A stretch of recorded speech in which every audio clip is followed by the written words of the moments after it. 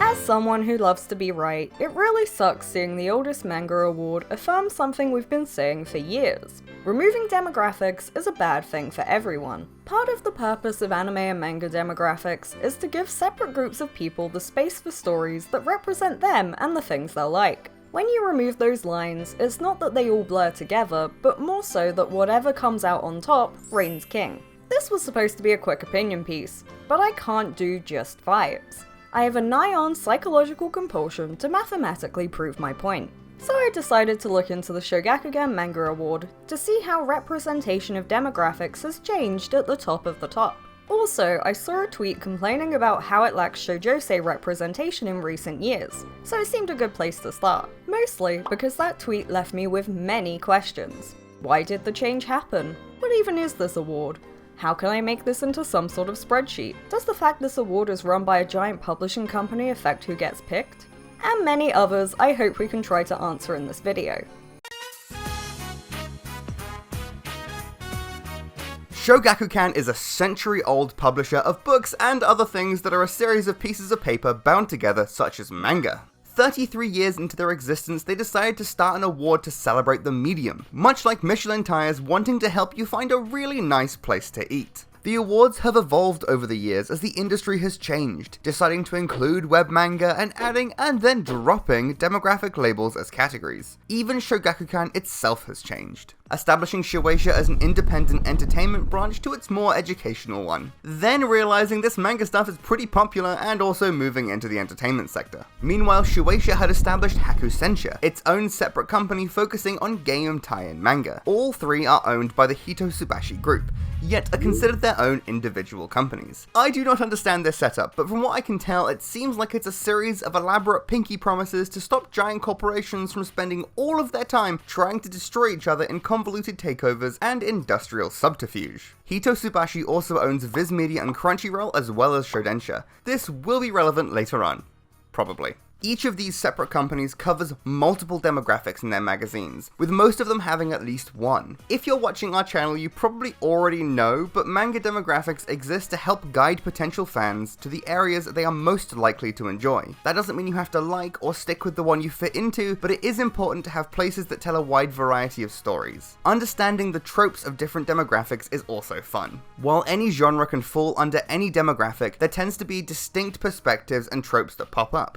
A shonen romance and a josei romance will approach stories in ways more suited to their demographics. Of course, there is overlap and nothing is clean cut, but they are telling different stories for different people. Having categories in an awards show helps to highlight different areas of the industry, and the people they're trying to tell stories for. So as the industry of the company behind the awards, you think they'd have a vested interest in highlighting all that manga has to offer. So it's understandable why Shogakukan moving away from demographics in 2023 has been somewhat controversial. Even though it has only been 3 years since they removed the category, only one out of the 13 Shogakukan award winners has been a shoujo or josei manga, specifically josei and specifically Tsuji de Osobo by Murako Kinuta. But this isn't even the first time Shogakukan has mixed up the categories. From its inception in 1955, the award was one general prize for any demographic or genre. It was also irrespective of publishing house, supposedly. In 1975, it was split into two categories, General and Shonen/Shoujo. General went to some obscure manga called Golgo 13, and the other award went to Moto Hagio, who had written for both shonen and shoujo with her works Po no Ichinosuke and They Were 11. I wonder if this category change was to accommodate both of these works, or did the emergence of a popular shoujo force the change? Whomst knows, not me. 1981 added a separate children's category, which was awarded to Doraemon. Doraemon had been running for 12 years by that time. Guess you gotta give those first 1,000 chapters a chance before it really gets good. And then in 1983, there were 4: Shonen, Shoujo, Children, and General. Alongside this, special awards would be given and was often for things that were manga adjacent, like front cover art, general work promoting manga, and Golgo 13. Finally, we come to the 2023 decision to remove the separation at all, as manga is read across generations and genders. So it's not really relevant. Spoilers for the rest of the video, but it is. First, let's look at an overall average. Since the time periods were vastly different in length, I averaged the number of manga awarded by the possible number of categories to get some rough numbers. Mostly what this tells us is the more categories, the more manga get awards. which is actually pretty obvious. It also shows that the average is always over the number of categories due to a lot of ties or multiple works of an author being chosen. However, there have actually been years where no award was given for a specific category, and the fact that this has had seemingly little impact on the average is pretty interesting. I like to believe it comes from a desire to show off as many manga as possible. The awards are chosen by a board of 6 to 8 people, who are not just mangaka, but also novelists and screenwriters. This board changes between years, and the manga are seemingly able to be recommended by anyone and then aggregated into a list that the board chooses as its nominees. This makes the whole thing a bit of a black box, but equally a black mirror, reflecting a general cultural opinion. Consider these manga the pretty shiny rocks tumbled through 1,000 hands and placed on a plinth to show off that year's best manga. Next, I wanted to double check how Shogakukan these awards actually are. So I made this fun graph showing each genre by percentage of manga publishing house. Oh yeah, that is a lot of Shogakukan. I could have done it with an easier layout like this pie chart here, but I think this way it's more obvious quite how much of every demographic Shogakukan has its hands in. It's honestly worse than expected. I assume there'd be some level of favoritism, but they represent 73% of all winners. At that point, just don't allow other publishers to even enter and you'd seem more moral. I cannot even begin to guess why this might be. It truly is opaque how any of this is decided, but I think it's important to acknowledge that the longest running manga award in Japan is dominated by one company. It gets even worse if we go back to our graphic. The second largest company represented in the awards, Shueisha, is owned by the same parent company, and said same company owns Hakudensha. When we take this into account, the average rises to 87.8%. So, you have all your fingers in all the pies, and you're up there awarding yourself 4 or 5 awards each year. Why remove the demographics? You could be celebrating way more manga if you had more categories, as the first graph showed. If I were to be cynical, I'd say it's because they want to push their most profitable manga, and that manga is Doraemon. A children's manga is their highest grossing manga, followed by Golgo 13, a seinen, and then we get to Case Closed, which is a shonen. If we take all the Shogakukan manga on the Wikipedia page for the highest grossing manga, we get 706 million units sold for seinen, 350.2 for children, 879.4 for shonen, and 95 million for shoujo/josei. Shonen is their most profitable overall, but it also has the most entries at 16, and children has the fewest at 3. At the top of the top, on average, children's manga is selling the best. So, you'd expect to see this reflected in their manga awards, but the award's most represented demographic is seinen. When it comes to Shogakukan published manga, 60 award winners were seinen, and 54 were shonen. Arguably, the general award category existed explicitly for this purpose. Maybe not directly, but with the perception of seinen as more mature, might it not also be seen as more highbrow? And inversely, would that make children's manga lowbrow and less prestigious? It's only a little data, but it does seem to be skewing towards seinen and away from children's manga, and that also affects shoujo manga. Out of 44 children's manga, 21 were published in a children's magazine. However, 15 belonged to a shoujo magazine and 7 to a shonen magazine. This is because even within those demographics, there are magazines catering to different age groups. Often there is overlap, so some of that children's manga is more aimed at 9 to 13-year-olds. But anyway, a quarter of shoujo manga were not winning in the shoujo categories. The 4 demographics are just one part of this equation, but they are very easy to notice. I'm less sure how many would notice if children's manga started being excluded, in part because kids are a smaller readership, but also because no one cares what children think. What worth is there in celebrating that aspect of manga? It's not cool or thoughtful, it's just dumb stuff your kids ask you to buy them. While there are not really enough data points yet, I think it's worth putting the breakdown side by side. Other includes awards that were not given and web manga. Men's manga is shonen and seinen, women's manga is shoujo, shoujo for children, and josei. Children is if it's exclusively for children, but it's worth noting that there are no shonen children's magazines. This could be because boys are considered the default. Despite trying to give female-oriented manga an advantage, women's manga is still so much smaller than men's. Even children's manga is greater in some periods. At no point has men's manga fallen below 55% of the awards given, and women's has never been above 33%. I think that sums up the whole idea pretty well. That 33% was only hit when there was a specific category for female-oriented manga. We also have a good comparison of the first 19 years where there was one singular award, and the last 3 which also has one singular award. Despite the longer time frame, the initial years had far less awarded per year. The fact that the more recent years still have about 4 manga shows that there is a wide array out there to be celebrated. But we can already see that bias towards men's media coming in strong. The existence of categories isn't to provide a handicap to supposedly worse areas, but to force judges to consider outside of their comfort zone. This applies to any award. Look at the animation category at the Oscars, or any school yearbook. Awards are so very rarely anything but a reflection of presumed popularity, when in reality they should be used to highlight and platform all of what a medium has to offer. Honestly, that's probably why just being a nominee for an award tends to have some level of clout. You've already passed the selection process, and being in the top 5 is still pretty good. Before we move on, let's do wait, where are you going?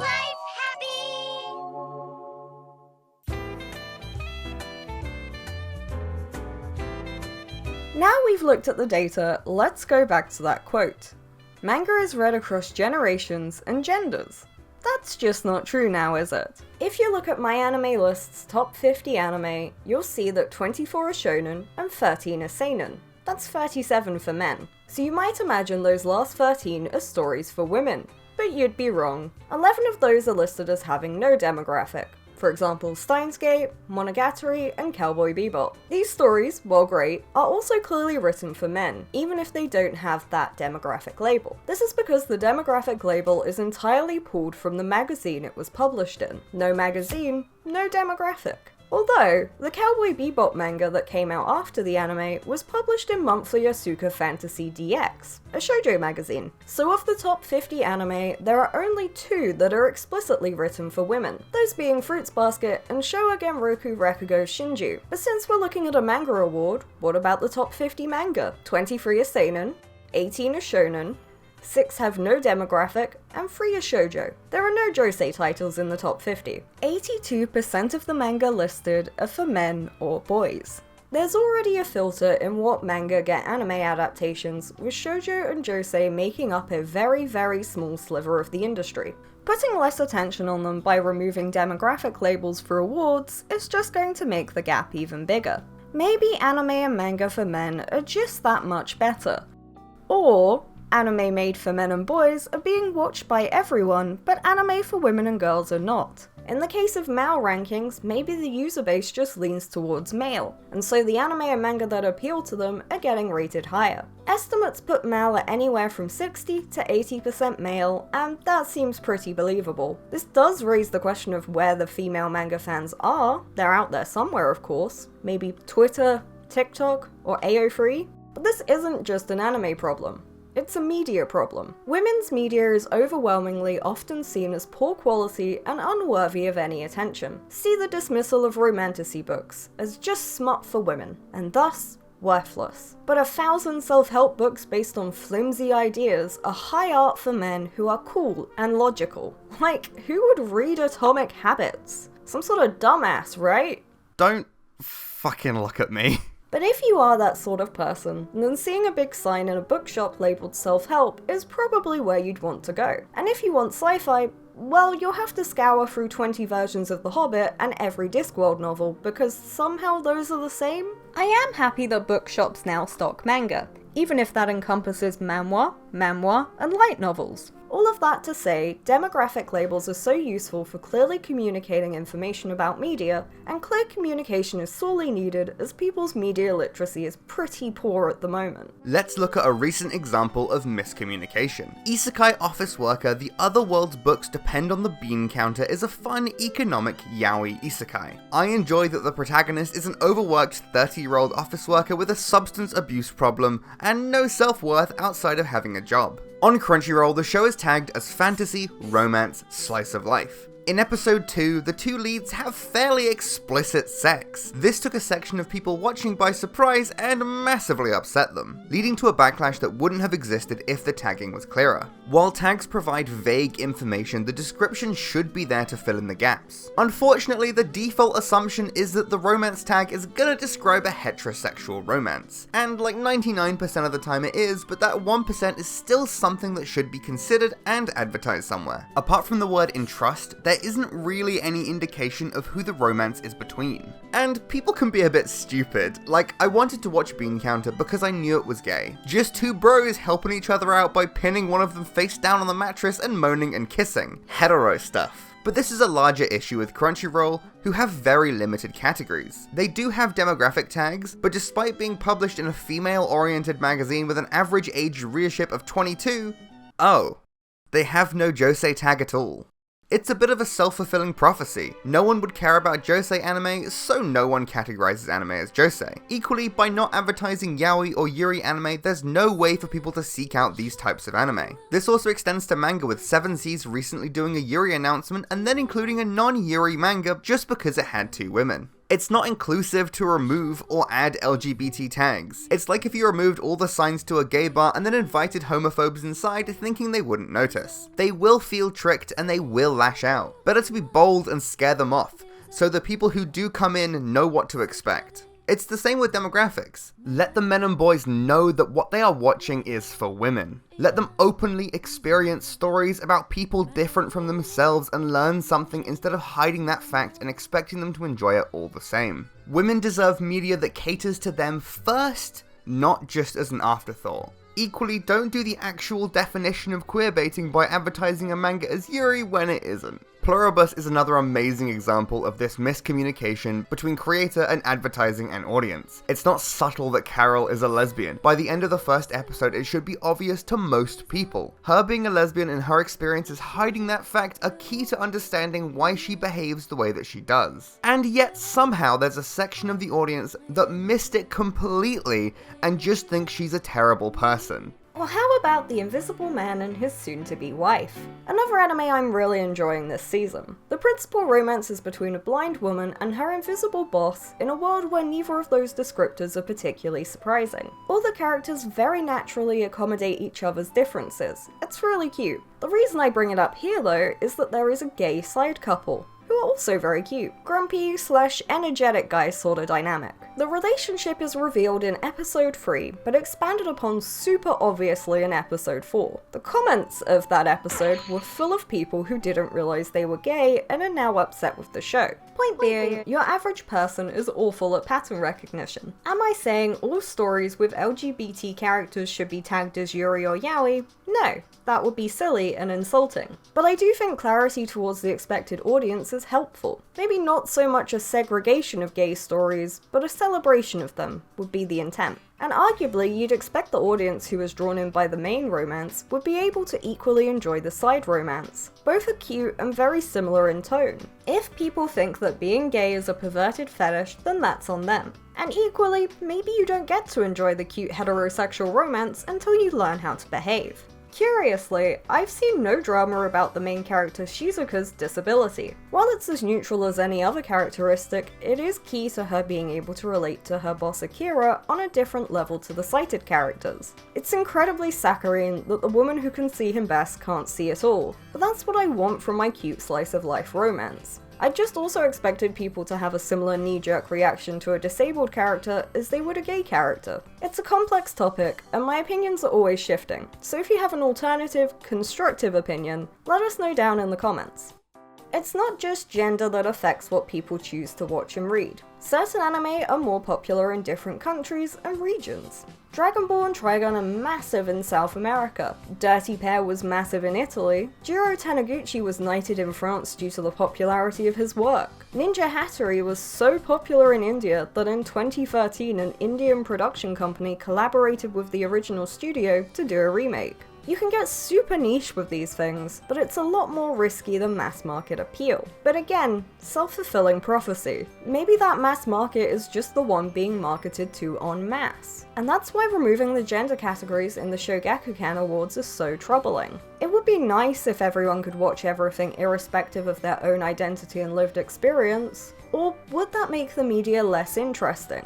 Maybe our differences and the different ways we engage and react to media are why it's so much fun. If I enjoyed everything equally, would I enjoy anything at all? I think I want stories that are unapologetically themselves, with their own perspective, for everyone to enjoy. The best manga are stories that really target a specific experience and explore it. The Apothecary Diaries wouldn't be the same if it wasn't from an inherently female perspective. May I Ask for One Final Thing is explicitly about female rage. Shangri-La Frontier is good because the author clearly loves games and has an in-depth understanding of how they work. Contrast that with Belle, where Mamoru Hosoda has no idea how the internet works, so the film comes across poorly. Things like gender, sexuality, and lived experience are massively important. So it's weird that so many anime fans are pretending like their favorite anime or manga is objectively perfect, when in reality, it's perfect for them. No matter where you look, the data is pretty clear. Removing demographics from the conversation means sidelining works by and for women and children. Arguably, awards like this should have even more specific subgroups, so that even more amazing art gets the publicity it deserves. Because like we said, and have always been saying, anime for everyone is anime for no one. Thank you very much for watching, we hope you enjoyed. Did you think about demographics before watching? If you did this video change your perspective at all? We want to hear all your opinions down in the comments. Share this video with your friends, and if you want to support the channel, we have a Patreon where we post all of our videos early and have a monthly blog post going over everything we've been enjoying each month. You can check out the blog post for free. Thank you to darkvioletcloud for beta reading the script, and of course, don't forget to hit like and subscribe. We will see you in the next video. Bye!